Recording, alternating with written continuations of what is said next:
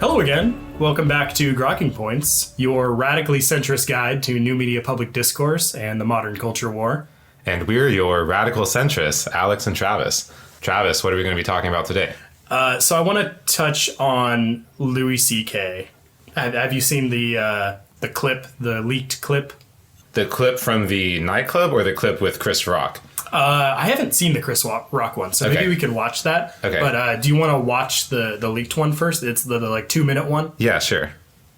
He's like a right-wing comic now. He's Milo. Literally Milo. He's literally Milo, who's literally Jordan Peterson, who's literally Hitler. Okay, here we go. I'm a little disappointed in the younger generation, honestly, because I'm 51 years old, and when I was like 18 to my 20s, I mean, we were idiots. We were getting high, doing fucking mushrooms and shit. And then older people were like, you gotta get your shit together. And we were like, yeah, fuck you. And I was kind of excited to be in my 50s and see people in their 20s and be like, they're crazy. These kids are nuts. But they're not. They're fucking, they're just boring. Fucking telling them, you shouldn't say that. What are you, an old lady? What the fuck are you doing?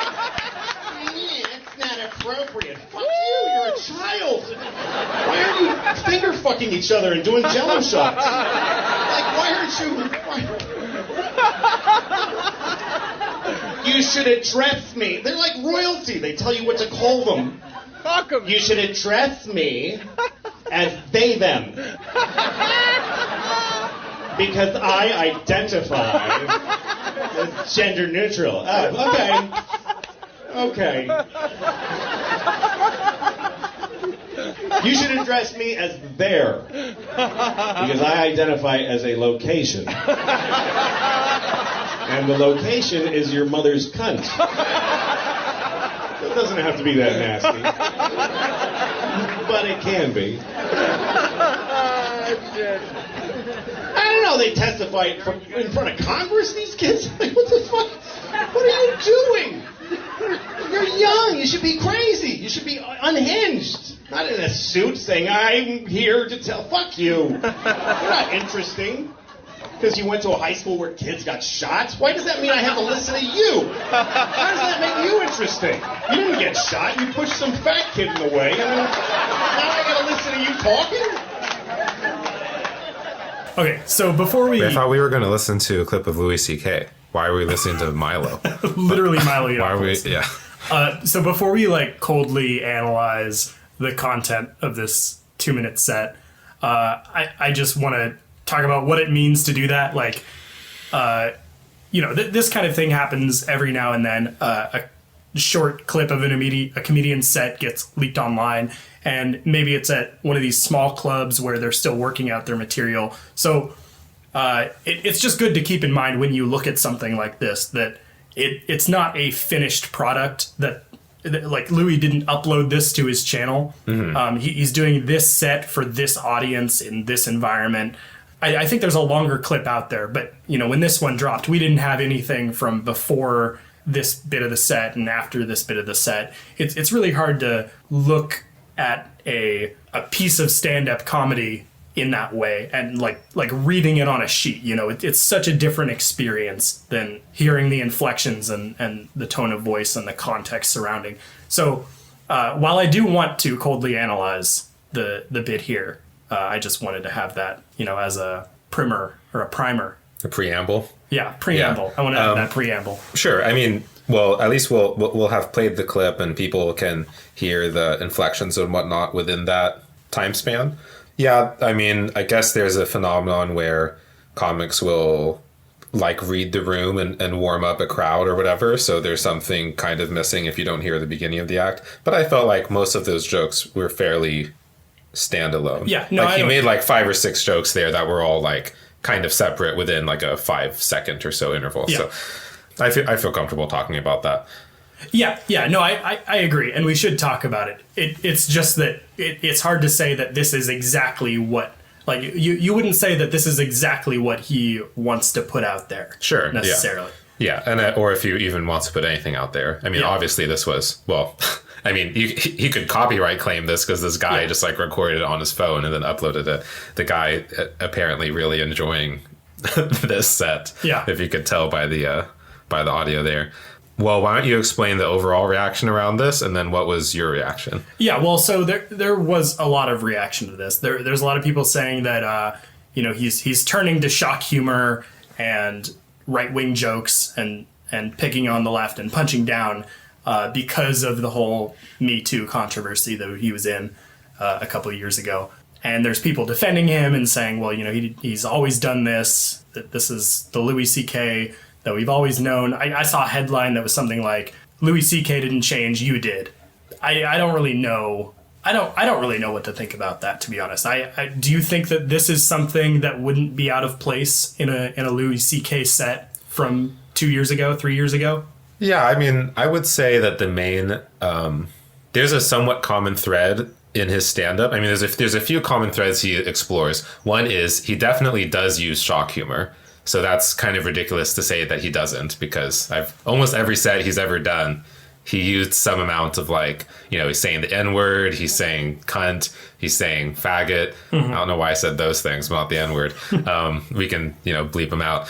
He's had rape jokes. He's had jokes about how we should let all kids with peanut allergies die.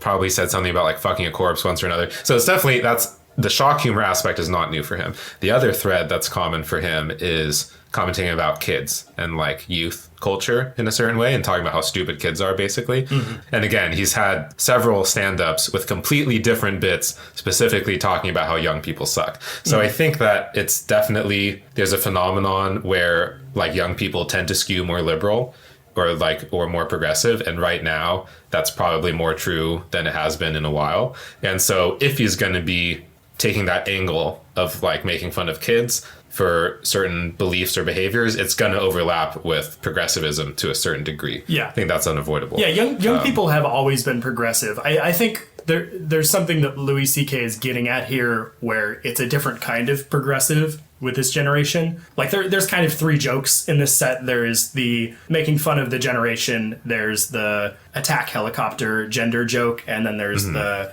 David Hogg. I guess those are the same joke. Yeah. Well, the Parkland one was the one that I saw really blowing up. Yeah. Where articles, again, the headline would be something like Louis C.K. mocks Parkland survivors or makes light of school shooting or something like that. Yeah. Yeah. So there was some blowback about the trans joke in there too as well. I heard a lot about that. I think it's a pretty lazy joke. I would hope that this isn't its final form. This isn't even my final form. This is a joke that has been circling the internet ever since trans issues started to get big. I identify as an attack helicopter. I identify as a tree, or just kind of really over the top playing up the whole identity idea. I don't have a strong opinion about that either way. Again, it's hard to really judge this on humor when it's just a 2-minute set.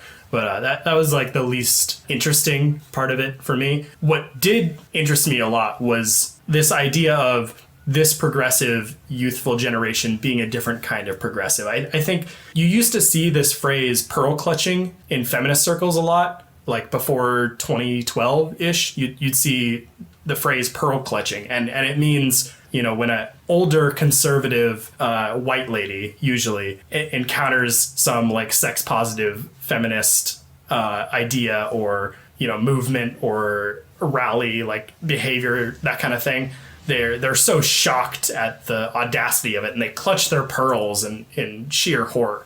It's interesting to me, and it's interesting to Louis C.K., I think, that pearl clutching has kind of shifted from the older generation to now the younger generation, and the young progressives are now the ones doing the pearl clutching, the you can't say that type thing. Yeah. So that I thought that was an interesting area to explore in comedy, a lot more interesting than the lazy trans joke. What did you think? Just one thing before I forget, I want to place a pin in the fact that we brought out the context around the clip, but I think it should be emphasized that I don't think people would be talking about this as much if it weren't for the sexual harassment allegations against Louis previously. Yeah, this would probably it would make Twitter, I'm sure, but it would kind of fade into the rest of his stand-up set, especially since, like I said, I don't think this would have leaked without the Me Too controversy. And I don't think he would have put exactly this joke in a final finished set. Sure. And I think that it's also like because right now, or just a second ago, you were talking about the content of the set itself. And I think most people that are going to react to this, first of all, probably not actually going to hear the audio of the set. And second of all, are probably going to, like, the reaction is going to be conflated between the content and opinions about whether Louis C.K. should be, quote, back at all, or like even performing. Because a lot of the Me Too reaction was like, he shouldn't make an appearance. He should like lay low, or essentially his career should just be ruined anyway because he deserves it. And he doesn't even, people shouldn't be allocating like fame or status or laughs to this person who has committed these like sexual crimes. And so I just want to encapsulate like the overall reaction to that. I think like half of the people are making a claim like this, like, oh, he's a right-wing comic, or he's saying these offensive things. But the other half are just saying, yeah, I was down for the comedy, but because he's a harasser or an abuser, then therefore we should just stop talking about him. Yeah. Or not, certainly not let him into our nightclubs and stuff. So put a pin in that. So to react to what you were saying, I think, I sort of agreed about the trans joke being lazy, but there was something that I thought was kind of brilliant about it, which is he made this observation, the pearl clutching observation about young people. And then he tied it into like other stuff that progressives are talking about, such as trans issues or like gun control after Parkland, and how young people are sort of being like held up on a pedestal in a certain way. And that like the older generation has lost some power in terms of chastising them or keeping them. There's a role reversal that's been happening, right? And I think that the trans joke that he made was interesting because knowing Louis, for the most part, he does think through his sets a lot, and he tries to like design his jokes so that they have like the highest impact without like he tries to design them so that they aren't punching down if he can avoid it, or that there's like a masochistic or like self. Yeah, he makes himself the butt of the joke. Right, exactly. Frequently. Well, he basically, he's just trying to, if he's being offensive, he's trying to be offensive against like someone who deserved it, basically. Yeah. And so in this particular case with the trans joke, he did design it in a way that I would guess if you asked him, he wouldn't make the same joke about like male to female or female to male trans people, about like gender dysphoric people, because what he is commenting on is not necessarily, and again, obviously there's debate about this, but I think what he's trying to do is he's trying to not conflate gender dysphoric people with like young, like contrarian punks, basically, like the equivalent of a kid who would have in the 80s be wearing like a mohawk and that's dyed neon and like wearing combat boots or something. Right now people are asking, like, are changing their identities. So he's commenting on the counterculture that's happening, and I don't think he's trying to comment on people experiencing like, quote, real gender dysphoria. And again, I understand that there's like an element of gatekeeping there, but there's like a legitimate conversation about like to what extent there's like a social fad going on among young people versus to what extent there's like a real condition that has affected people like forever or for a while. Yeah. Yeah. I'm not really sure either way on that. It's hard to say just given the 30 seconds of the joke in this clip, yeah, what he really thinks about trans people, But yeah, I think I agree. Yeah, and I mean, in the past, when he's talked about young people, his other sets, he's usually making a similar claim about how young people are entitled or like they're spoiled, and it's annoying that they think that they deserve something. So like, he's made his joke about like people will complain about their phones, like, oh, my phone sucks, but they're complaining about this amazing piece of technology that they take for granted or whatever. Yeah. And so this general complaint about entitlements, which also isn't really like a new or unique thing, but usually his like performance of it makes it good. He's extending that joke to the current sociocultural environment where he views the equivalent. He views like gender, queer, trans type identity as an extension of that, rather than viewing it as like an extension of, I don't know, like a medical condition or like a mental health issue or something, which is a different way that you could frame gender dysphoria. Anyway, so like, like you said, we don't have more sophisticated thoughts on that, but that's sort of where I saw that he was going with the joke. Yeah. And then with the Parkland thing, I thought it was in pretty bad taste, but also like I just don't care. Yeah. I guess. Yeah, I don't know. I didn't get a strong negative reaction from that. I thought it was kind of funny. I don't. Okay. I mean, because like I said, I think the predominant mainstream reaction, or what I saw in the mainstream, was mostly people disagreeing with that. And that's something that like conservatives could also kind of agree about as well, or like a regular centrist person who like doesn't follow culture war stuff or doesn't like care or know about trans issues. That's something that they could latch onto and be like, oh, that's kind of shitty. That only happened like a year ago and they're kids. And yeah, I mean, I could easily see Louis doing the same joke about a 17-year-old conservative in a similar situation.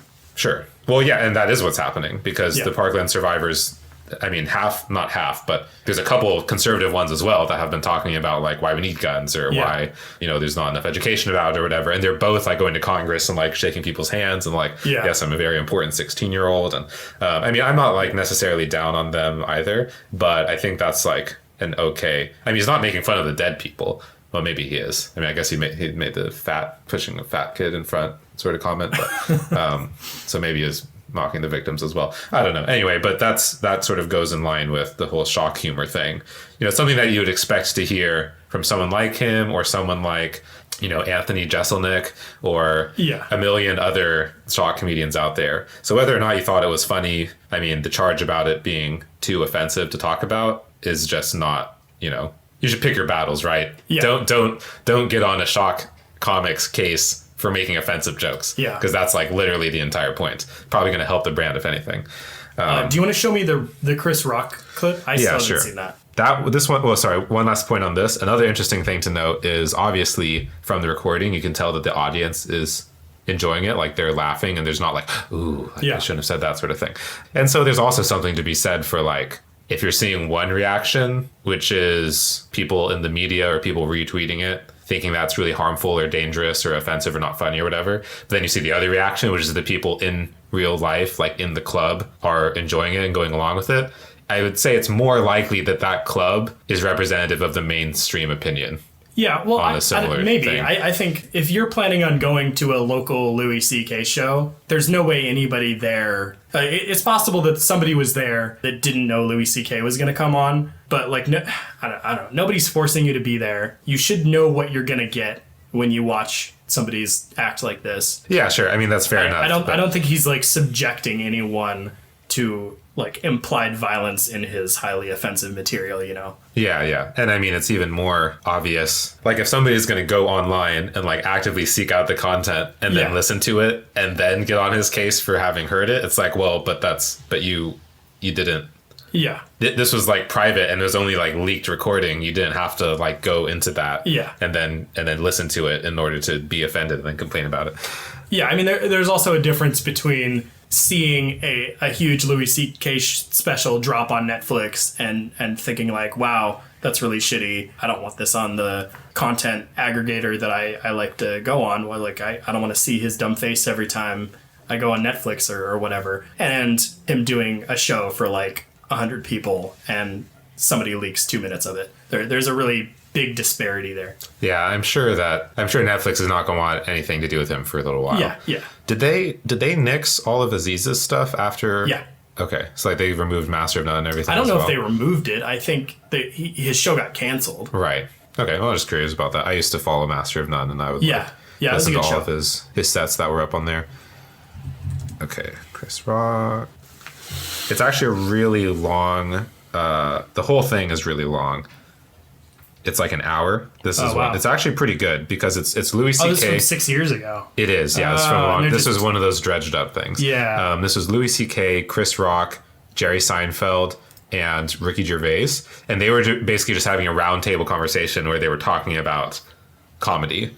And I thought it was pretty good. Like I was looking for the clip and I just went back and watched the whole thing. And I thought it was a really like interesting conversation. So is there a specific clip from this that blew up? Yeah, exactly. So basically what happened, I'll just show the clip. White people are rich, they're just rich forever and ever. Even their kids are rich. Yeah. But when a black guy gets rich, it's countdown to when he's poor again. He's the blackest white guy I fucking know. And then all the negative things we think about black people, this fucker. You're saying I'm a nigger. Yes, you are the niggerest fucking white man I have ever... Oh, amazing. I don't think he could do that. Oh, What? I don't think he has those There's only qualities. two. I love the fact I mean, That I'm no, not- you don't even understand. Really? You don't really know him like I've worked with him. No, like your bit about. I wouldn't use it anywhere. No, exactly. These two. We use say that nigger on stage. On stage. You guys don't. That's an That's interesting the two difference. teams That's here. the difference between. That's right. That's right. Yeah. We can say pair nigger on up in stage. You different guys ways, don't. but that's definitely a pairing. Who We says say- nigger on stage? We don't. Well, you just did. Yeah, That's right. Yeah. You and me say No, nigger no, in no, private. no. These two guys don't. I don't believe he says it in private. I've much. given it up just because it's played. I don't believe it's. I don't think you've ever said it probably in your life. No, I don't never. think. No. Yeah, that's it. That's the huge difference between you and me. I think. Well, That's what I've said you it. found the humor of it. Yeah. I haven't found it. Right. Nor do I seek it. I mean, So- taking aside- I'm going to find a way. Find a way. Can I squeeze some You know what comedy though, out Jerry? nigger? All of a sudden, having a great nigger bit would be pretty amazing. Yeah, it would be amazing. Oh, it'd be know amazing. because he retired it. Yeah. He retired it. No, he in did. '96. Yeah. I'm done with it. Yeah. Anytime you come even close to cursing, people, ooh. So the thing that happened was Louis C.K. has been buzzing around for a little while after the Me Too scandal, and then now with like a couple instances of him reappearing and doing sets. And then this clip was brought up. Actually, it wasn't really about Louis, it's about Chris Rock. So people were saying, oh, Chris Rock gave a pass for like Louis Yeah. to use the N-word, which is not good Yeah. and should be, he should be criticized for doing that.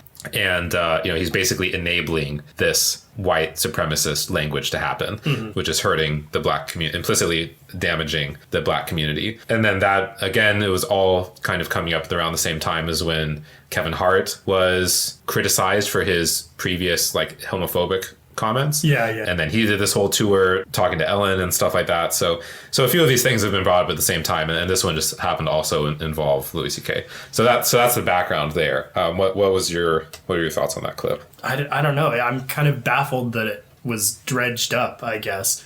So this was dredged up specifically to attack Chris Rock? I mean, I don't know why. Like, I don't know the intentions of the person Yeah. doing it. I just saw it, like, making its rounds in, HuffPo articles and stuff like that. Yeah. And the Twitterverse. But I don't know what the original reason was. It was like Chris Rock allows Louis to use the N-word.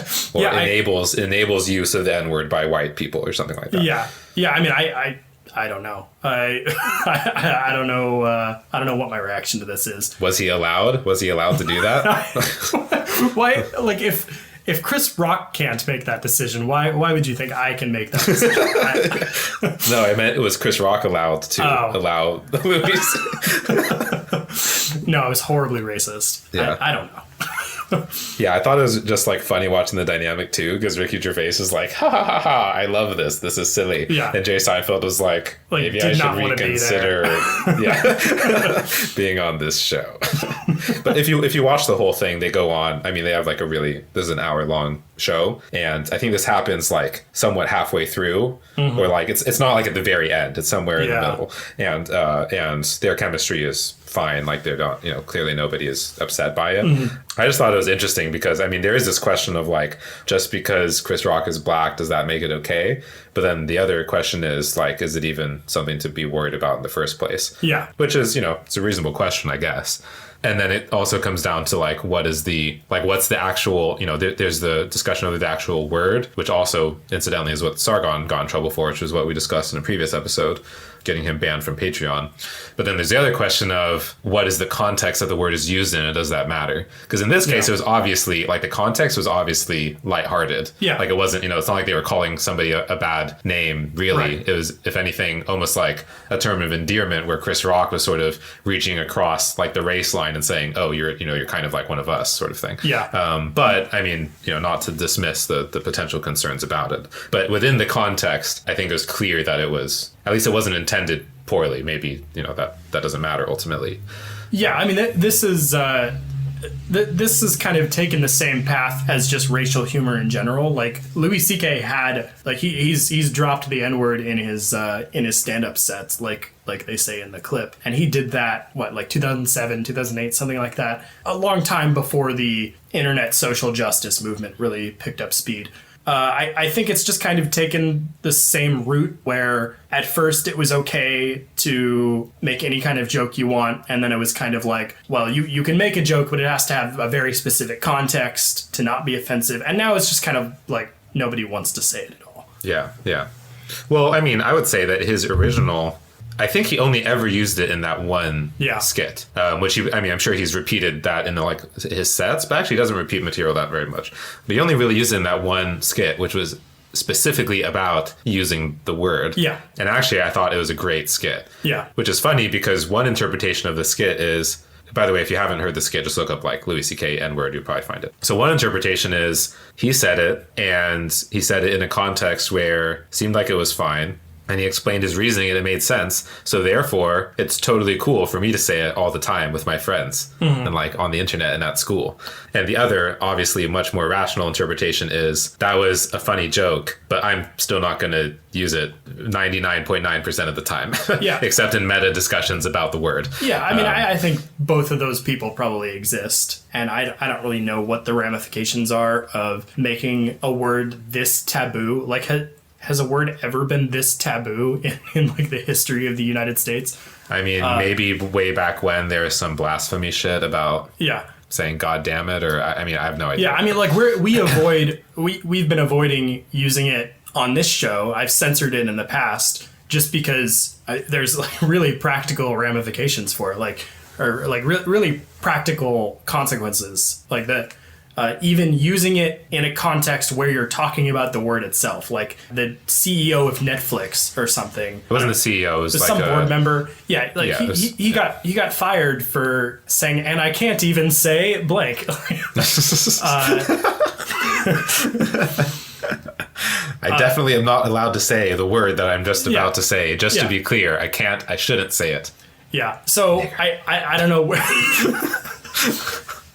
So I don't know where this is going to go. It's not something that I'm like crazy concerned about. I'm not worried about, the stifling of free speech if we can't use this one word in any context we want. So I just don't have very strong opinions about it. Yeah, same. I mean, I don't think it really matters. I think it's just like, if the only time it's ever used is like in the context of a meta discussion about not using the word, and like that's enough to get someone in trouble, then that's completely ridiculous. Yeah. If it's like, okay, we've just decided that we're not allowed to make jokes about it anymore, it doesn't matter in that particular case. Like, I don't care. I'm not like sitting around hoping that I can hear N-word jokes. Mm-hmm. But I think it's, the reason that people are concerned about it, especially on the right, is like, well, it's the slippery slope question. It's like, it doesn't really matter the one word, but the question is, if there's such ramifications for even saying a word, even like divorced from the context or the intent, then like what could be next? And we're already sort of starting to see other words or other phrases or ideas entering that realm where if you even like suggest a similar concept to another person who has been previously compared to Hitler, then you just get like, just connect all those dots all the way straight to Hitler and you're a Nazi.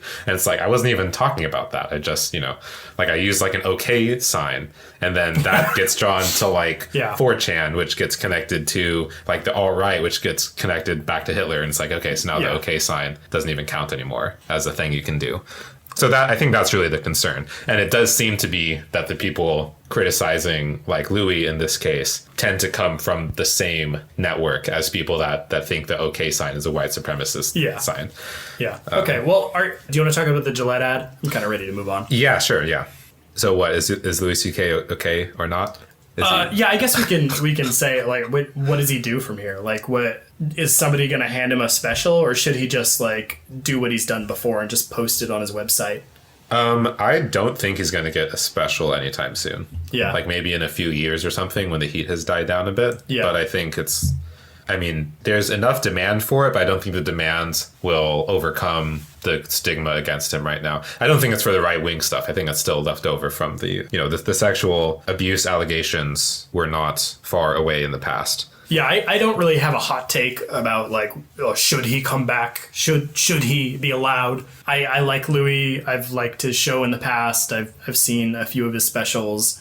If he came out with a new one, I'd probably watch it, but it's not something that I'm at the edge of my seat for. Yeah, that's pretty much where I'm at too. Okay, great. Moving on to much more important things like Gillette commercials. Wow. Do you want to play the whole thing? It's probably not, but well, let's just what happened? What is this? Why are we talking about Gillette? Let's just watch it, even if we don't play it. Is it about Penn Gillette? What do you do now, Penn Gillette? Alt-right adjacent Penn Gillette. Yeah, libertarians.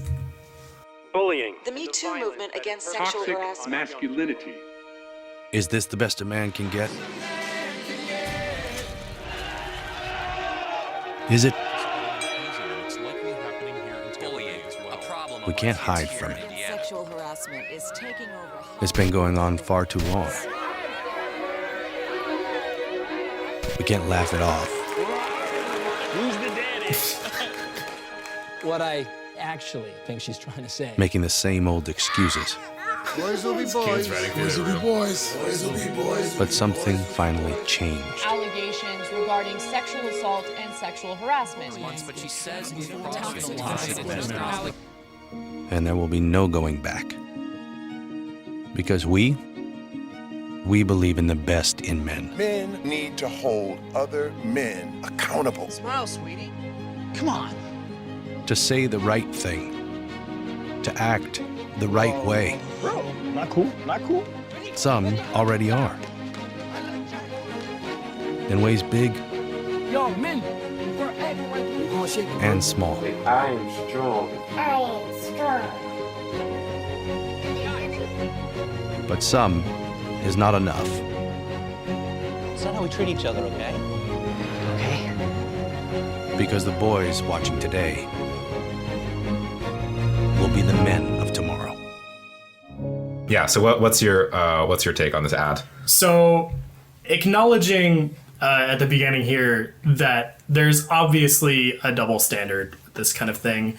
You can't do something like this about anything but men or white men. Like there's a problem along the lines of this particular demographic. You can only do that right now about men or white people generally. Right. So acknowledging that, I think that this commercial is kind of fine. I don't think it's that bad. I made the mistake of looking at some of the reactions before watching it, and maybe that's colored my opinion a bit, but I watched it thinking that it was just going to be like really like do you remember the Pepsi commercial from a couple of years ago? Yes. I would play that, but it takes away from it if you don't see the visual. Yeah. Probably Google terrible Pepsi ad and you'll find it. This one was way better than that. That one was like really, really awful, wasn't actually even saying anything. This one, at least, like, if you acknowledge that there's a problem with some aspects of masculinity, generally, like, the things in this video are the way to reverse those things. Sure. Reverse those problems. Yeah, that's fair enough. I think that, the ratio on this one is pretty good. Yeah. About 3-to-1 dislike ratio on this one. And it's trending. Great. I like that's called a short film. I don't know if I would call this a short film. Yeah, it's 1 minute and 48 seconds. I mean, I guess it's a Super Bowl ad type length. Yeah. Yeah, so the reaction to this in general, I mean, this is mostly on Twitter, but apparently people have been hearing about it off of Twitter as well. But the reaction that I've seen is basically conservatives, especially more on the right conservatives, saying this is an attack on masculinity. This demonstrates how progressive ideology has like infiltrated even private companies or even like male centric private companies like Gillette.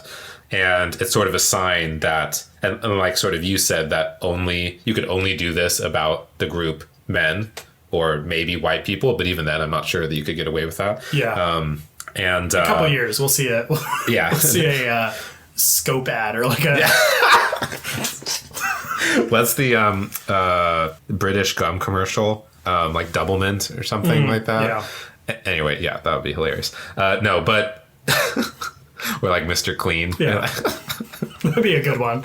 Yeah. They roll out like a black brand of Mr. Yeah. Clean where the liquid itself is like black. That would sell. And it's only for colored. Colors only. Okay, sorry. What was I saying? What was the... Oh, yeah. So the conservative reaction is that this is an attack on masculinity. And, this is just the 100th canary in the coal mine about how, harmful progressive far left ideology is taking over.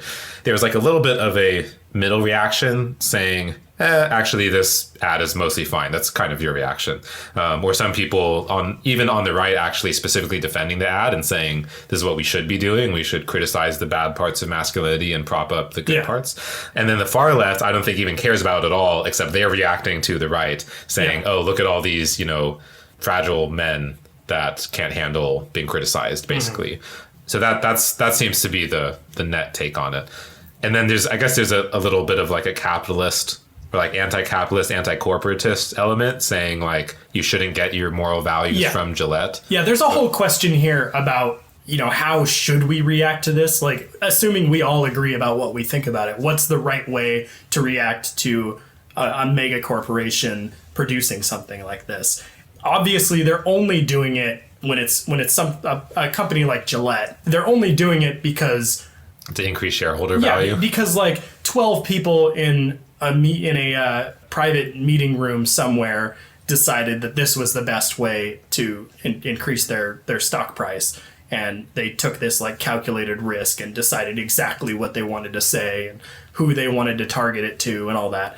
It's like Mad Women. Yeah, but so you could make that criticism of it, but then it's kind of a dead end argument, because like if that's your perspective, then should we not assign praise and blame to large corporations at all? Should we just treat all of their actions like this like deterministic machine that's just cranking out profits? Like what? I don't know. I don't know what the purpose of that criticism is really. Yeah, I mean, I think that any criticism of that nature is something that should just happen by your own personal reaction to the ad. Like if you watch the ad and you're like, I don't buy it, then maybe you're marginally less likely to buy Gillette products. Maybe you're marginally more because you watch the ad anyway. I don't think it really matters. I mean, there's a question of like, do we want companies to keep putting out ads for this? Like, is that something we want to reward companies for? I would say I just don't care. Like, I don't think that, I want to reward a company for giving me a product that I want to use. Like, I'm not going to, like, I have never been to Chick-fil-A, but it's not because one of their founders like once donated to Prop 8 or something. Like I don't care. I would go to Chick-fil-A if I wanted their chicken sandwiches or not. And so I choose to not consume their chicken sandwiches because I am anti-chicken factory farming. But that's like a direct relationship between the product and my consumption. It has nothing to do with like whether I view the company as a morally good company. And so personally, I just don't care about that stuff. And hold on, let me push you on that, because is there a line for you where if some large corporation did something so egregious, is there nothing that you would boycott over? Well, that's what I was just saying, is I do boycott companies that only sell me chicken sandwiches because I view factory farming as one of those egregious things. Okay, I guess I was just asking you what other like line in the sands you have. I don't know. Yeah, I mean, like lines in the sand. Maybe an example of not what you're saying, but another example of when I wouldn't allocate moral value to a company. Like I'm not going to buy a Tesla because I think Tesla is saving the world. If I want to save the world, I'll buy a cheap car or a used car and then take my $100,000 savings from not buying a Tesla car and donate that to like a climate organization or something. So I don't like this idea that like private profit-seeking corporations are who we should go to for like moral guidance, or we should prop up or reject based on moral principles either. And similarly, I think when we talked about Patreon before, we've noticed that a bunch of people are leaving the platform Patreon because they banned Sargon and Milo, like users, not the content creators. And for me, I just don't care. If somebody that I like is on Patreon, I'll still support them on Patreon. Like it doesn't bother me that Patreon is allowing or not allowing Sargon to be on the platform, really. What matters is the value that I get out of using that service. And so I think it much more comes down to what's like the direct impact of the product that I'm buying, rather than what's the like moral virtue of the company as divorced from the product. Like this is, I mean, that ad, it's not even about razors at all, right? Like I'm not worried that razors are like an inherently harmful product because their plastic has been like mined from the jungles of the Congo or something, right? Like I just, it's not really about that for me. And also I'm never going to use a Gillette razor because I just have a metal razor blade replacing razor, so it doesn't even matter anyway. But yeah, so an example of this capitalist criticism, Jesse Single on Twitter, he had this satirical tweet where he's like, he gives some examples like ExxonMobil, listen up folks with an X, fracking just got feminist. Twitter progressives, yas, queen, Exxon. Lockheed Martin, intersectionality is the bomb. Twitter progressives, oh my God, this. The idea being he's making fun of progressives for celebrating company marketing campaigns where, like, in a normal world, you would expect the progressives to be, I don't know, like anti-big companies or like anti-corporatism. Mm-hmm. But if it's on their side, you know, it's more likely that they're going to support it, I guess. Similar, I guess Nike was, I'm surprised he didn't bring up Nike in this example because that was, you know, they like sponsored Colin Kaepernick because he was fired or something, or they put him on an ad because he's gone unsigned in the NFL despite being probably good enough to be some teams starting quarterbacks and a lot of teams backup quarterbacks. He remains unsigned, and Nike wanted to make a statement by putting him on a what did that ad say? Believe in yourself or something like that. Yeah, no, it was like have the courage to make a sacrifice or something. What does it say? Believe in something even if it means sacrificing everything. Well, he didn't quite sacrifice everything, but he did make some sacrifices, it seemed like. He definitely sacrificed some things, but he literally didn't sacrifice everything because he got the ad is from the deal where they paid him. Yeah, he's not living on the street. Yeah. Colin Kaepernick will be fine. Yeah, he'll be fine. I mean, you know, respect. I think that's fine. I mean, there are people out there who are like burning their Nikes, like throwing them away. No, that's ridiculous. And I was like, I mean, they still look good. Yeah. Male fashion advice still approved of my Nikes. I'm going to keep them. Yeah. Oh, we kind of got away from the Gillette ad. Do you have anything more to say about it? No, I guess, well, we didn't. Yeah, I didn't. I went to the meta level, but I didn't really talk about the ad itself. I have a slightly in the middle reaction where I didn't think the ad was terrible. Like, I didn't think it was egregious. Yeah. But I also didn't think it was good. I thought that they built up this narrative of like, they were playing up, like the emotion that they were evoking sort of cornerstoned on Me Too.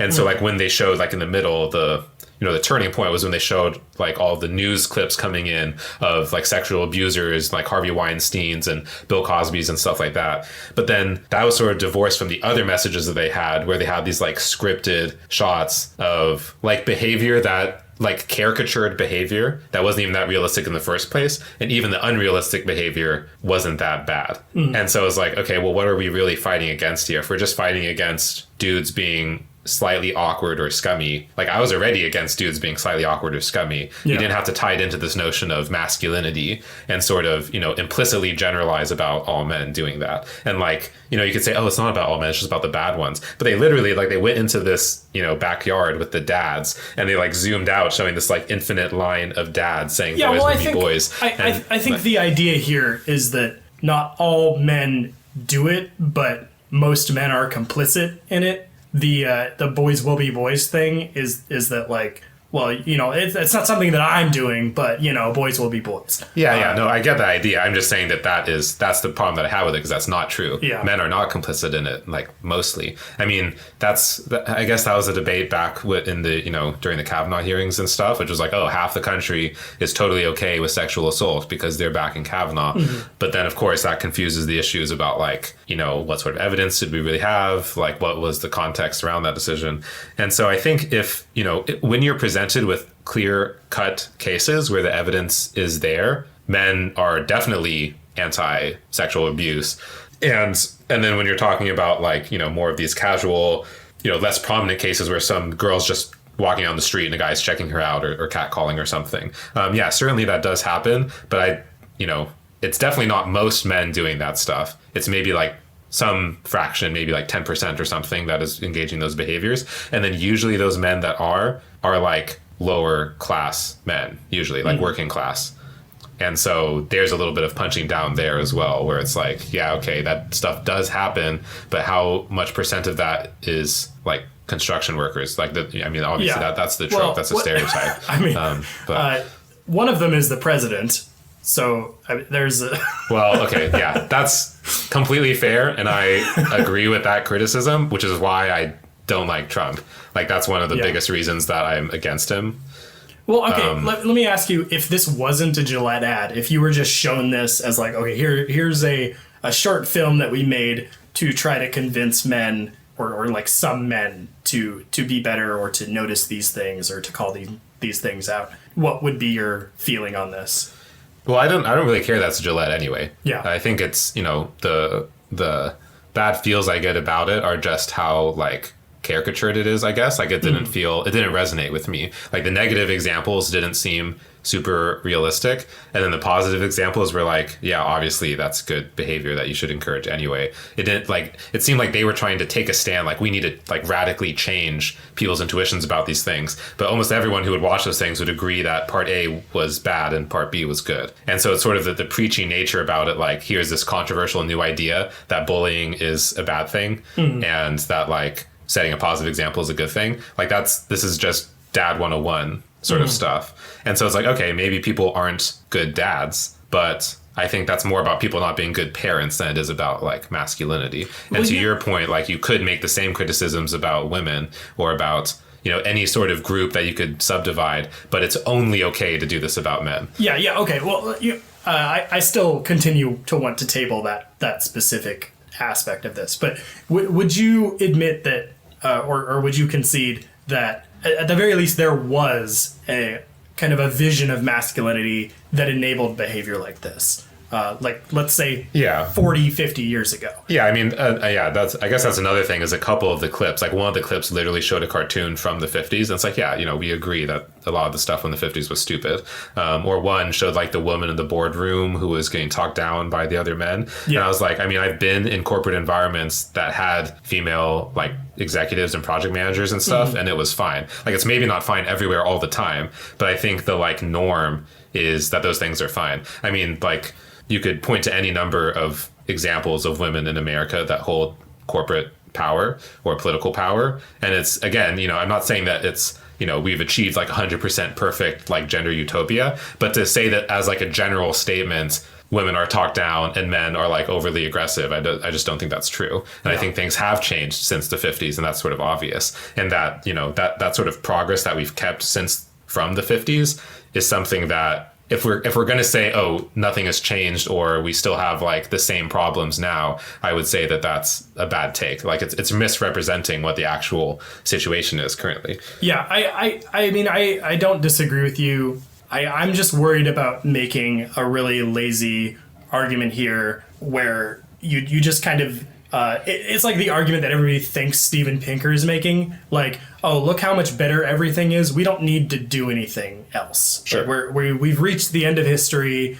Things are as good as they're ever going to be. All our social dynamics have been like perfectly tuned. And I know you said literally the opposite of that. Yeah. But like that's a kind of lazy argument that I want to avoid.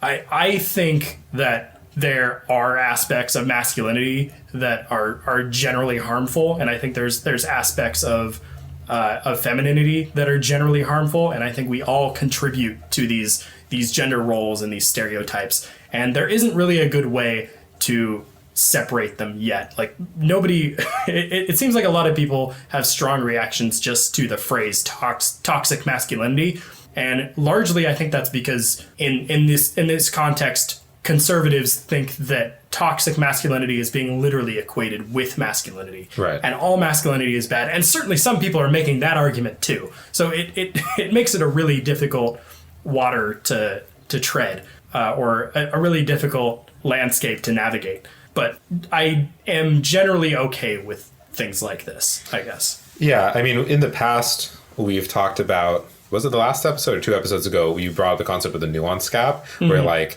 at what point is it appropriate to inject more nuance into a conversation? And I would say that the masculinity conversation definitely needs more nuance. Yeah. And so I am pro nuance when it comes to talking about like, okay, which aspects of masculinity are good or bad? Why? How should we change them? Yeah. And then same for other things like femininity. Yeah, like there's definitely a problem here, but the narrative that we have to talk about it, like the narrative that we've been using to have the conversation about those problems is like too disconnected from the actual facts on the ground. I would agree. Yeah, and so the polar takes here are, take one, there's absolutely nothing wrong, men are great and perfect, and shut up. And then take 2 is kill all men. Yeah. All men are the problem. They're all complicit. Like there's a problem with masculinity as such, right? And then obviously neither of those are super nuanced views. How do we make it more nuanced? I would say this ad in particular does not help. Like Yeah. it doesn't add nuance into the conversation. Yeah, it takes certainly- existing yeah. tropes and then just like sort of acts them out on screen. Yeah, it definitely doesn't enhance the conversation that I want to have. Yeah, I agree. I think my take is that there's nothing egregious here, but it's not great. Yeah. I don't love it. Yeah.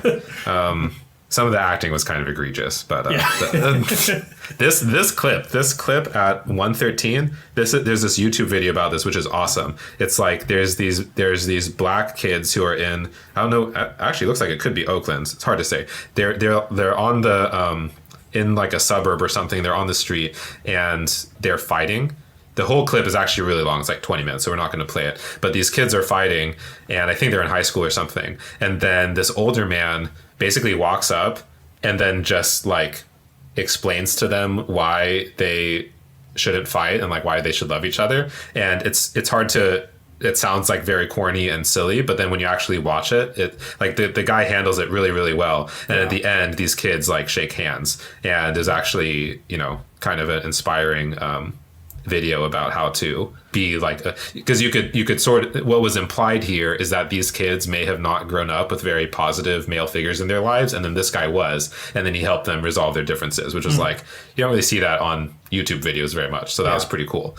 So if they just had like 10 videos like that would have been great.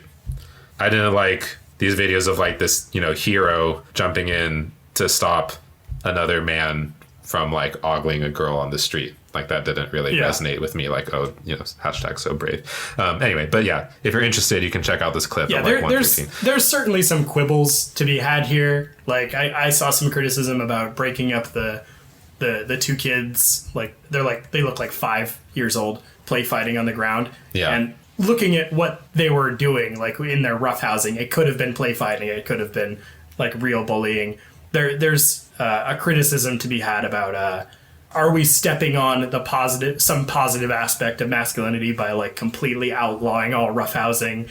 Yeah, and I mean, maybe this kid was like fucking up the other. My favorite part about this though is how the guy just like drops everything he's doing and then like heroically rushes in and like dives onto the ground like, no, stop. He could have just been like, hey kids, like, yeah, stop doing that. Cut it out. Don't beat the shit out of your brother. Yeah. But he's like, no, this is my mission. Like, time to save the day. It's probably not even his kids. It's like this other dad is like, hey, those are my kids. What is this? What does it actually say? I actually don't. Best a man can get is only by challenging ourselves to do more that we can be closer to our best. I mean, fair enough. Also, notice how perfectly clean shaven all these men are. Not a lot of beards in this commercial, interestingly enough. I wonder if there's agenda in there. I wonder, do the guys partying have beards? That'd be hilarious. Probably not. Okay, yeah, we can move. Actually, well, that's a decent segue to talk about these APA guidelines. If you are okay, I mean, we can not have to go too deep into it, but I haven't looked a ton into this, but I'm happy to provide my hot take. Okay, great. Hot takes are the best takes. So the APA, which is this is completely related to this Gillette ad. Maybe you should talk about this first. But the American Psychological Association, it's self-explanatory. They occasionally issue these guides of how to deal with like different populations of people, or sometimes it's been about like disorders or disabilities. And then actually they previously, I think in 2007, they issued a guide of how to work with, when I say work with, I'm talking about like as psychologists or as therapists, like clinical psychologists. In 2007, they issued a guide of how to work with women and girls. And then here, this is the APA headline, APA issues first ever guidelines for practice with men and boys, January 2019. And so there's been a few articles about it. This is from the APA website itself, but then also they have like a larger report about this, and the report is supposed to be read by practicing clinical psychologists as a guideline for how to work with men and boys. And so the big question was going to be, like, before reading this is, okay, how much is this going to be about toxic masculinity, basically? Like, is this going to be a bunch of social justice-y circle jerking, or is this going to like treat the problems that men have seriously? And so there's a lot of articles about this online. Personally, I've kind of gone in the habit of shortcutting those things. And if there's a source document, I always try and read the source document. I think it's just nice to get that direct information through my eyeballs. There was a reaction to this where it was very similar to the Gillette ad. The right was basically saying that this was an attack on masculinity, and the left was saying, you know, this is fine. This is like a valuable way to think about or to encapsulate issues regarding men and boys. I'm not going to go, obviously not going to go through this whole document. It's kind of long. It's like, how long is this? Like 30 pages. I read the intro and a few of the pages and then skimmed the rest just to get an idea of what's going on here. So within those two concerns, one being that this is going to be an SJW circle jerk, and then the other being that it's going to actually address real problems that men face psychologically, I would say it does both, which is on net, I wasn't happy with it, but it's like close to getting there. If you had stripped the SJW ideology out of it, it could have been a good report. Do you want to tell me about the stuff that you liked first? Yeah, sure. So the thing that I liked, which is and there could have been much more of this, but the general idea that they delve into, let me see if I can find a couple quotes. So this section is probably the best one. Need for professional practice guidelines for boys and men. This is basically their purpose statement. Why are we writing these guidelines? So here they say stuff like, conforming to traditional masculinity ideology has been shown to limit male psychological development, constrain their behavior, result in gender role strain and gender role conflict, and negatively influence mental health and physical health. So they have some like citations for this. You know, we're not going to go into that. Indeed, boys and men are overrepresented in a variety of psychological and social problems. For example, boys are disproportionately represented among school children with learning difficulties and behavior problems, e.g. bullying, school suspensions, aggression. Likewise, men are overrepresented in prisons, are more likely than women to commit violent crimes, and are at greater risk of being a victim of violent crime. And at some point, they talk about greater suicide risk as well. So they touch on these issues, which I think, you know, like a men's rights activist would agree with these issues. So this is not, you know, purely far left. Like they're saying, like these facts about men being overrepresented in prisons and among both committing and being victims of violent crimes, these are all definitely 100% true. Yeah, pretty frequently, if you look at the kind of MRA like men's rights activist areas of the internet, you'll see about half of these as complaints, and then if you look at the radical feminist areas of the internet, you'll see the other half. Right, so yeah. This is a good mix of just general issues that men face. Right, it's like a survey. So I would say this entire, like if you just delete half of this report, it would be fine, because the premise of this part, which is the interesting part, is, okay, men have these problems that negatively affect them. Mm-hmm. We're clinical psychologists, so our job is to help our clients, our patients, live, you know, happier, more fulfilling lives. And so if masculinity, maybe not masculinity. They say traditional elements of traditional masculinity. Yeah, that's what they say. But like, if you just said, okay, there's something going on with males, whether it's masculinity, whether it's testosterone, whether it's ideological or political, whatever it is, something is, you know, maybe hypothetically it could be some form of oppression. If something is happening that results in these negative outcomes for men, it's worth, you know, as psychologists, we need to investigate that part of it, and that's our responsibility. I'm like, okay, fair. You know, let's look at how these things, quote, negatively influence mental and physical health, and then do what we can to like change those things for our patients. Good. That seems fine. Now, there's a question of how do you actually do that? To what extent is it related specifically to maleness? And to what extent is it like, can it be solved or helped from the setting? In the clinical setting, or is it like a social thing? I don't know. Fair enough. Oh, and then they also talk about many boys and men not receiving the help that they need. Quote, socialization practices that teach boys from an early age to be self-reliant, strong, and to minimize and manage problems on their own yield adult men who are less willing to seek mental health treatment.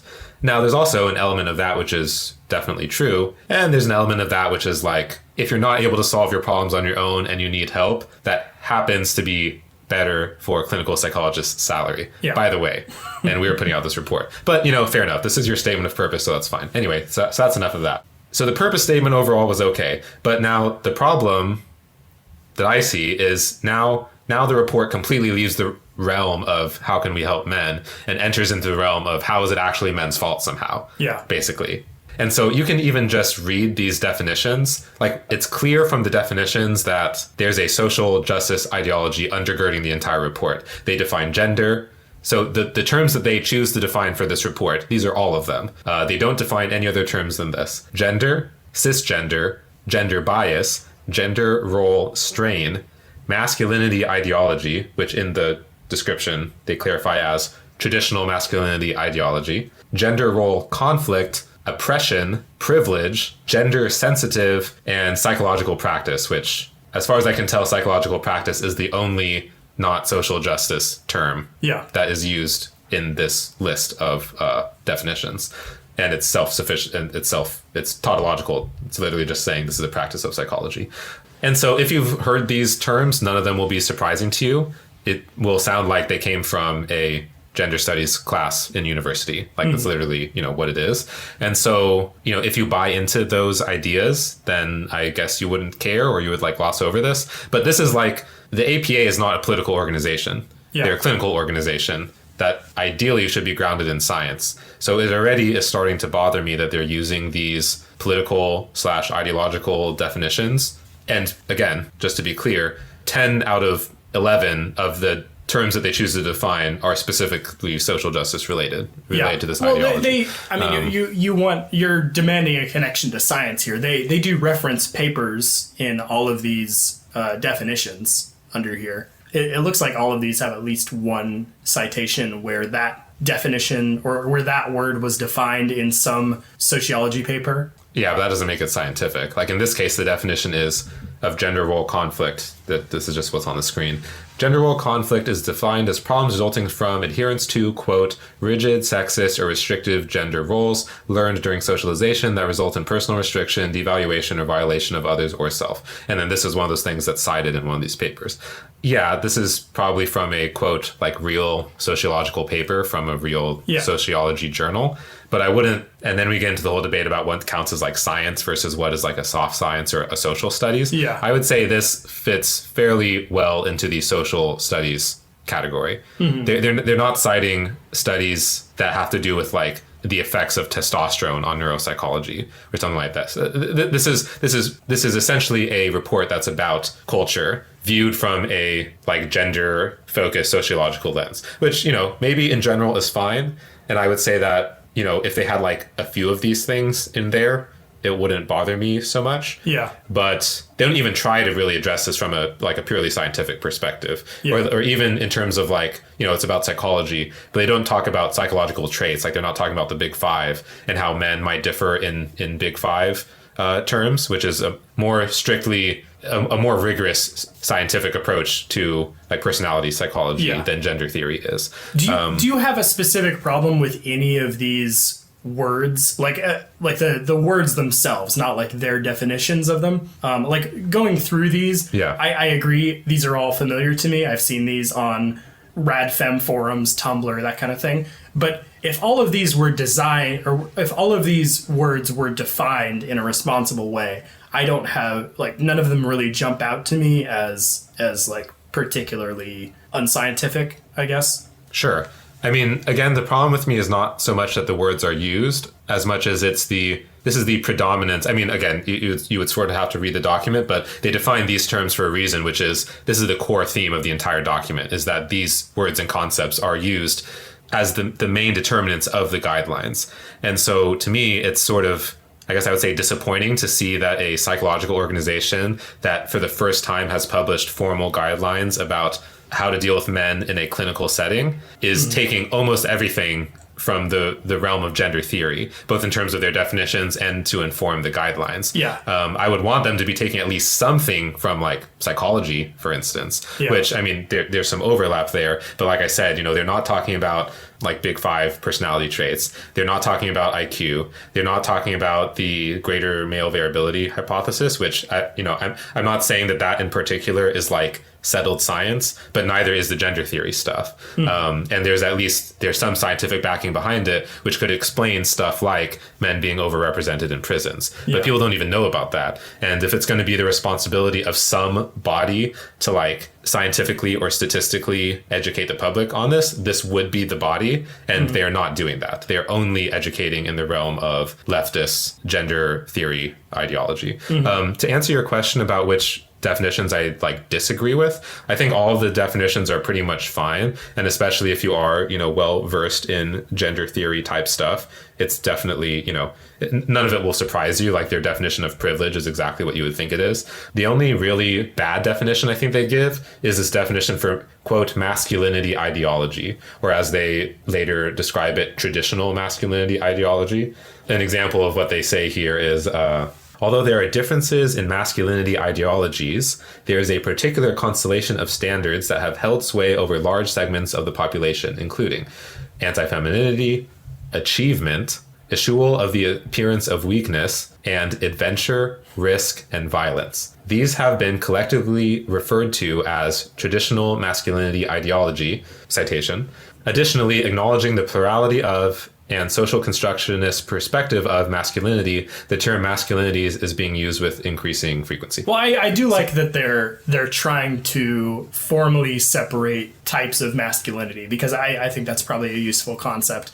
But yeah, it is worrying that they include achievement, adventure, and risk in their list of traditional harmful masculine traits. Yeah. It's not listed here, but in the intro, again, in the core thesis, they refer to this concept of traditional masculinity ideology, and they specifically say, like the headline that you'll probably see cited from this, like the main takeaway, is that what is harmful is traditional masculinity ideology. Yeah. And so most of the problems that are later referenced as being problems that men face sort of stem from this. This is like the root cause is traditional masculinity ideology. And yeah, so if this is so, the claim is, well, this is just one type of masculinity, and there's all these other masculinities, and so we're not saying anything bad about masculinity in total. We're only saying something bad about this, quote, traditional masculinity ideology. But then you read what it's about, and it's so completely vague that it could mean anything.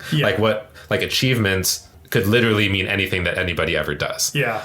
Adventure, like how are you going to put adventure under something that counts as like harmful ideology? And then and to be more specific, the reason that I brought up this definition as a bad one is because it assumes that masculinity is an ideology. So this is as they self-describe, this is the social constructionist perspective, which is that what masculinity is socially constructed. It's not based in anything like biology, or it's not based in any like objective or verifiable facts. It's purely subjective, or like the product of subjective forces like culture.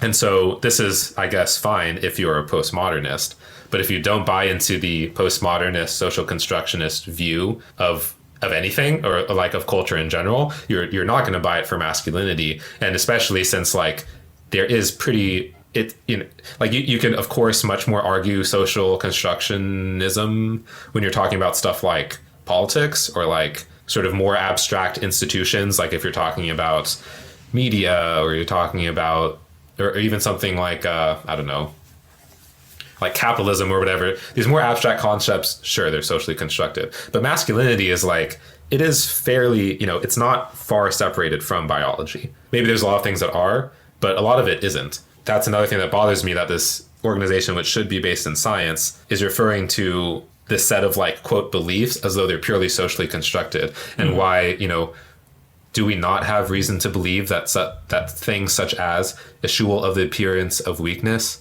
or like risk-seeking behavior, are we not to believe that those like aren't purely socially constructed? Are there not biological factors that happen to do with that? And then so if you're a man in a clinical setting and you're sort of being told like, oh, you might have these problems where you like get really violent when you're drunk, or you have this feeling that you want to dominate women. Well, that's only because you were brainwashed as a kid. Yeah. There's not like anything natural in that. If you want to seek adventure, well, that's just you kind of being fucked in the head by society. Yeah. There's no reason why you should ever seek adventure. Yeah. That's a harmful ideology. Yeah. Can you control F for testosterone in this document? I did, and I don't think they have it. They don't. Yeah. So that's kind of telling. Yeah. They have a bunch of stuff about dominance. Let me see if they have like a hormone. No, they don't have anything about hormones. They have some citation of how sex and stress hormones regulate the structural and functional plasticity of the hippocampus. But I mean, who really gives a shit about the hippocampus, right? We're just the American Psychological Association. Yeah, it's not actually referenced in the report itself. I mean, and that's what I said as well. Like, if you read the report, almost all of it is taking this social constructionist perspective. And it's like, okay, if you are the center for study of toxic masculinities at, in Yale University's gender theories department, fine. That's what you're supposed to be doing, I guess. Yeah. But not super happy with that coming from the American Psychological Association.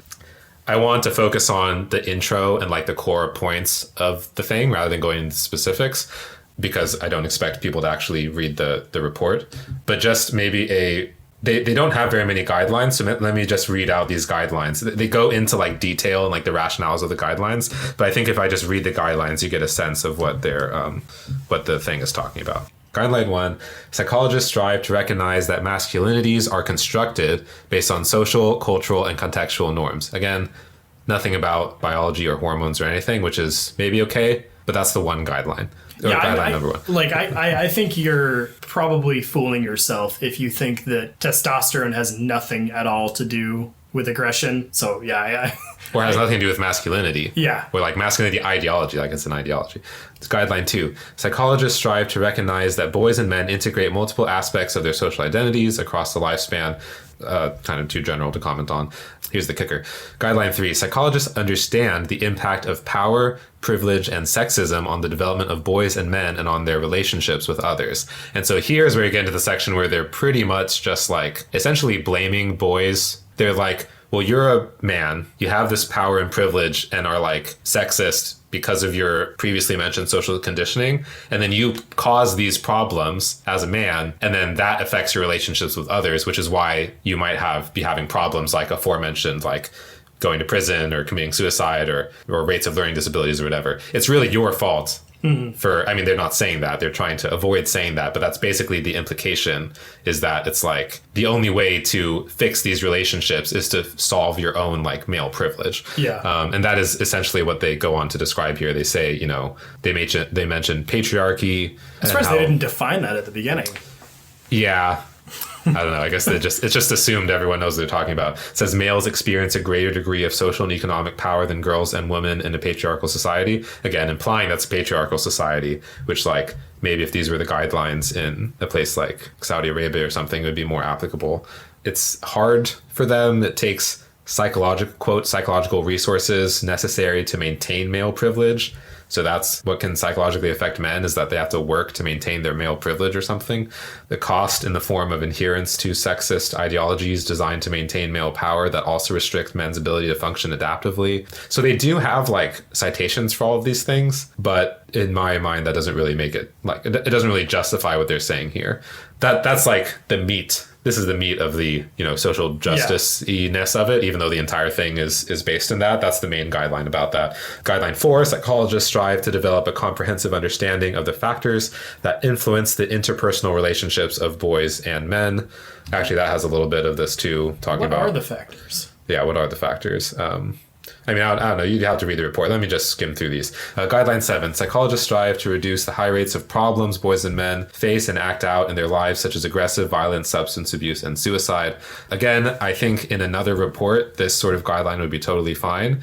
But I don't like when it's sort of implied that not implied, it's specifically stated that all of these, negative problems are due to social conditioning. Yeah. And that's the only attribution. Yeah, I think this paper kind of skates along this age-old controversy between nature and nurture. Like, the only real right answer with the nature-nurture conversation is that they're so intertwined that it's impossible to tease out. Like, my favorite analogy is like, nature is like the bread dough and nurture is like the heat of the oven. You can't say that one or the other is responsible for your final baked loaf of bread. Like, what percentage of that bread is the heat of the oven versus the dough? Like, it doesn't make sense as a question. Well, I'm a heat constructionist. Yeah. I believe that bread is entirely composed just of heat. Yeah, so you can go that route, and I think that's kind of the route that this paper is going in some cases. Right. The very last guideline, which I think is also kind of telling, guideline 10, psychologists understand and strive to change institutional, cultural, and systemic problems that affect boys and men through advocacy, prevention, and education. Again, wouldn't be against this guideline in principle, except that, it's sort of implied that the means of this change is through this spread of social constructionist memes. And, I don't mean memes like on Twitter, but ideas. And you have to, in order to buy this, you have to buy that their definition of traditional masculinity is true and that all of those elements of traditional masculinity are harmful and that those elements are solely responsible for all these problems. Right. And if you're taking that as a priority that that's true, then certainly it must be the case that you have to change these institutional norms in order to, quote, solve the problem, because you couldn't solve it from a clinical point of view. Because from a clinical point of view, you've got your patient, and you're not even allowed to say anything about it outside of the room. And it's really just about okay, what can, if you had a person who came to a clinical psychologist complaining of arachnophobia, you wouldn't tell that person, for dealing with arachnophobia, we've got to change institutional norms such that we make spiders extinct because we've got this society that props up spiders. Really, again, from my perspective, if you're going to be a responsible clinician about this, you should say, what can an individual person do to improve their lives? And what can I do to help them? And in this case, it's saying, you can kind of do these other things, but you actually have to change these norms in order to get the rubber to the road in solving these problems. What does this document look like next to, you mentioned that there's a women and children document. Yeah. No, it's just women. It's not and children. But yeah. I didn't think it was one women and children, they're the same thing. Yeah. Save the women and children. A women document and a children document. I didn't read that one as closely, but my takeaway from it was that it was the same thing in the sense that it was based mostly in gender theory and social construction. They had some parts in it that related to pregnancy, or there's some biological element that relates to motherhood, but it was, I guess it had the same narrative regarding patriarchal social structures and how negative aspects of, let me just find it. I don't think it had the same story about how problems with women and girls were because of their traditional femininity ideology. If anything, it was also the same thing, that it was sort of masculine ideology that was imposed upon them. Sure. Let me see, what does it say?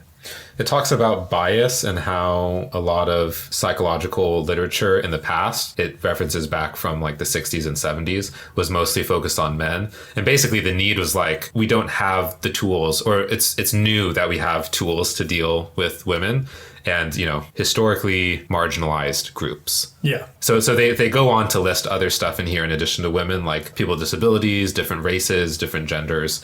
Here they mention women of color and lesbians. So they are trying to be sort of intersectional here. And then they say there's bias in diagnosis and treatment.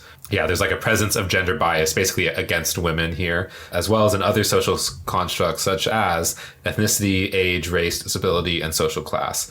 Yeah, the social construct of disability, if your legs get blown off, that's socially constructed. Also age, how much time you've been on this earth. I mean, I suppose it is measured in time, which you could argue. Anyway, never mind. It's very similar theme. I think age, like other personal identifiers, is a social construct in some sense. It's different from gender and other identities, but I can identify, I'm 27, I could identify as 28 and nobody would call me out for ever. Yeah, but you could also identify as 100. Yeah, there is a question to what extent you can sort of craft your social persona or your identity, which doesn't have to map one-to-one onto objective reality. But there's other cases where it definitely does. And that is, in many ways, that's the realm of science. And so there's a question to what extent should stuff like this, like clinical psychology, I don't think clinical psychology should have a one-to-one mapping with the realm of science, because it can't. There's too much about people that is, socially negotiated, or that is subjective. But it's not all of it. It's not 100%. Yeah. And there's a bunch of stuff that is much more objectively verifiable that is helpful from a clinical perspective that I feel these guidelines aren't getting to at all. They've sort of drank the Kool-Aid of postmodernism. And I think, maybe that it is helpful in some ways to do this, but there's no way that I am 100% confident that they're missing out on good ideas or like ways to help people because they have eschewed this objective reasoning in favor of like fully social constructionist philosophy or ideology. Yeah, I mean, I think the worry, like it's definitely an overcorrection. I think the worry is that what's at the end of that objective facts only matter road. What happens when we only see people in exactly the way that we can genetically test them or measure how long they've been on the planet or look at their chromosomes, that kind of thing. Like what we've already been down that road and we don't want to get to what's at the end of it.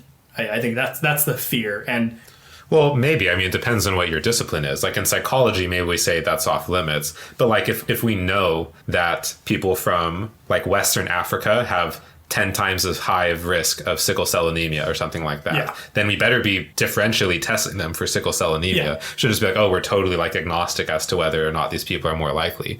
Or, I mean, similar for risks of like cancer, or, I mean, it's very common for someone to ask, what's your family history of like heart disease or like alcoholism or something? And those things, obviously, there's a heritable element to stuff like this. And so maybe it's less true, or it's harder to tell when that's true of the psychological issues or like or mental health issues. But like, what if it was true that like Asian people had or whatever East Asian people like from Japan or Korea were predisposed to depression in terms of like neurochemically, like no matter what society they're brought up in, or like there's like a twin study or something where there's like a foster like Asian kid grown up in Utah, and they're shown as having like equally higher rates of depression. We should know that if we're going to be like prescribing depression medications or something like that. And here it's even more clear where they're specifically talking about, quote, bias in other social constructs such as, and then they list age and disability. Obviously, age is going to matter in terms of clinical outcomes. Like if you're older, you're more likely to have Alzheimer's. Like that's just a fact. And the older you get, the worse that your Alzheimer's would get if you had it.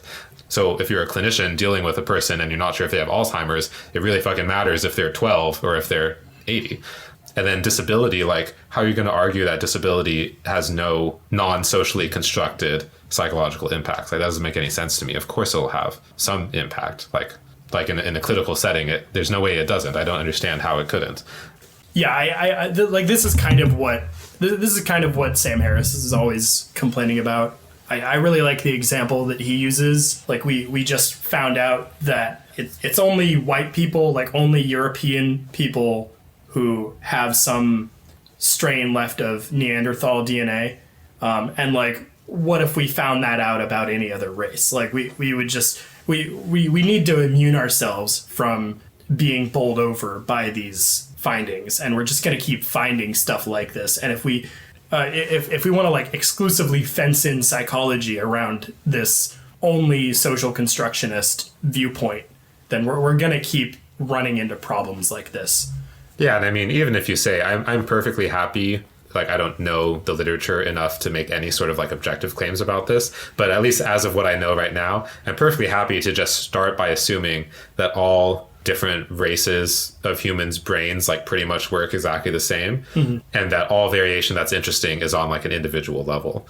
But I'm not happy saying that that's like settled science when it comes to like men and women, for instance, especially since we know that hormones are different for men and women. Like that's a scientific fact that we know, and hormones are going to influence your psychology. So if there's anything that matters there, you can't just say it's purely socially constructed, because then you're not going to be able to solve, like if there's a problem related to higher testosterone, you can't solve that with assuming that problem comes from ideology. If anything, it's the exact opposite. It's that the culture is like the culture is downstream from the testosterone. And then, like I said, if it did happen to be true that whatever, I just totally made this thing up, but that Asians are more likely to have depression, that matters from a clinical perspective. Like I don't want psychologists to go out and like engage in mass like eugenics or whatever. But if they're going to be helping a client, and deeper understanding of that client or patient helps improve their life, then yeah, I definitely want that, information to be available. And it seems like that's not, that's clearly not where they're headed. And with the increasing problems that we do see men facing, it would have been nice to see a report like this come out and not suck. and not like victim blame men for being like disproportionately much higher, rates of violent crime victimization or incarceration or suicide or like all these other terrible things, or learning disabilities, or you can have the list go on. And there's now there's no causality here. There's nothing that like I'm going to see a psychologist, they're going to use these guidelines and that's going to help improve my life. Like I'm not seeing that, and that's that's a big. I guess it's not a big problem for me personally because I don't have like a lot of issues. But I could in the future. Yeah. And it would be nice if the psychologist like acknowledged that, I guess, like the reality of the issue that I'm facing, that it's not like, quote, purely because of my socially constructed environment. Yeah. Okay. Well, do you have anything else? But I didn't really have anything else either. Yeah, that's fine. We went for a while. Okay. Could we end on something funny? No. Okay. This podcast is never funny. Oh. Yeah. Okay. So follow us on Twitter. That was the Grokking Points podcast.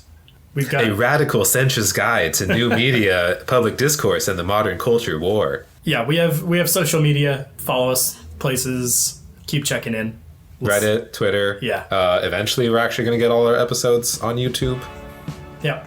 See you in a couple weeks.